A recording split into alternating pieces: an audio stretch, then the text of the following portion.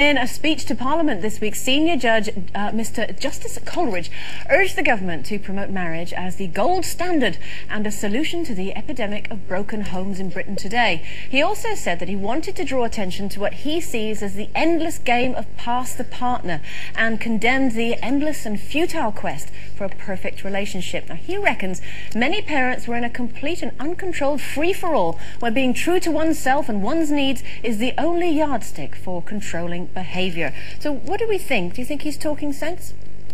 I'm afraid I do. I do. Don't be afraid if that's what you think. I know, because, you know, a lot of people would say, well, you know, we've moved on, we don't need all these old-fashioned values. It's not about that. You know, you have to look at this country and you have to think what has gone wrong.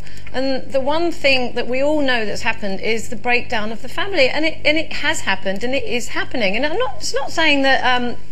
Of course, you have inevitable breakdown in marriage, you know, where it is completely unsalvageable, and you know, people have to go their separate ways. But I do agree with him, because I know people who have done it. They've been in a situation where they've created this, you know, what they think is a perfect life with a husband and a baby and whatever, and then they've suddenly realised, well, you know, maybe I did it too soon. It's the wrong person. I'm moving on, and then they separate and they think nothing of, like, well, isn't that great? We've got our single lives back and we can have the kid this weekend, that weekend, that sort of thing. That's the sort of thing that I object to. And I do think there's this endless pursuit of selfish happiness. And especially when kids are involved, I'm not saying when it's a difficult situation where it is best that they do split up, but I think a lot of people, I think he's right, I think people do just give up way too easily. And I do think it's too easy to get married, and I think it's too easy to get divorced. Oh, I don't think that. I can't agree.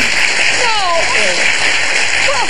I absolutely agree with you that, you know, we all need to try harder to stay together, of course, but I think most people do. I don't know, I've got faith in the vast majority of people who do work hard to stay in a marriage. It's not pleasant getting unmarried, let's face it.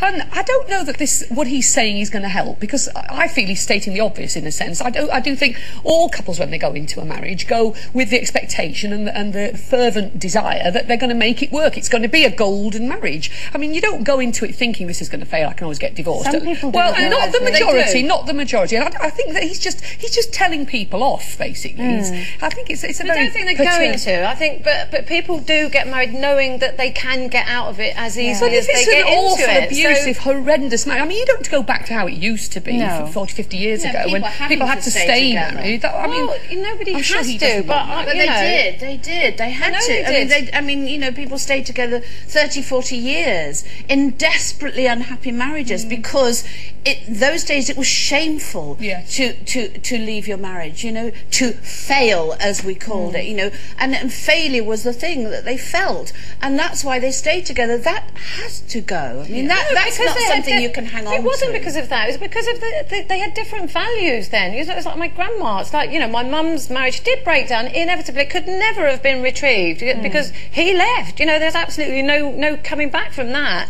So, and it took my mum years to get divorced, and I'm not saying we should go back to that, because there are people who need to have that. You know, they need to be able to get away from someone. They need to be separated from them. But if I know that when I got married the first time, if I had not known at the time that I could have got out of it quite easily, I probably would have thought much harder about getting married. And I'm not saying that I didn't want it to work, because I really tried hard. From that. You learned from that. I mean, I was the same. My first marriage, I really regret that I didn't try harder in that, and it's made me try much harder with my second marriage. I didn't give up on it. Don't get me wrong, I didn't give up on it. I really persevered. Again, it was made quite impossible, but at the time I knew that I could. But do you think what the judge is talking about are these serial offenders, if you like, who just hop from relationship to relationship? And also as well, you know, we may well hark back to, you know, the golden days. Oh, my parents were married for 60 years, you know, but they were miserable for 57 of them. You know, what is the solution? I mean, Sherrie, you were saying you stayed together with Ken probably longer than you should have. I was married for 25 years, 17 of which were desperately unhappy. But I stayed because I had a child and I felt it was a duty to stay. And I stayed for all the right reasons. And it was wrong, because if we'd have split when we should have split, Keely and I would have had another life, he would have had another life, we'd have found happiness somewhere else. But I stayed because I thought I tried so hard in that marriage to make that marriage work. I didn't know all the details, I have to say, otherwise I would have gone earlier.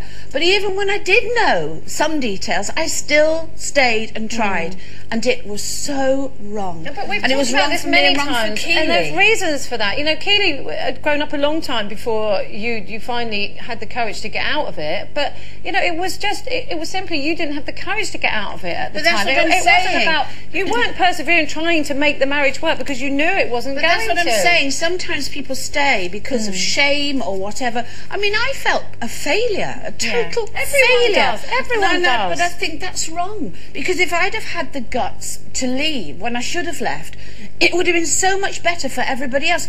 So this isn't always right. You know, it isn't always right that. Yes, I agree. You know, I went into a marriage that I wanted forever. But it's not always possible. And I think as well, we're not necessarily giving the next generation the credit that they deserve, because, you know, if you think about it, in the 60s, the kids then rebelled against the sort of conservative nature of their parents and sticking together, so it was all free love.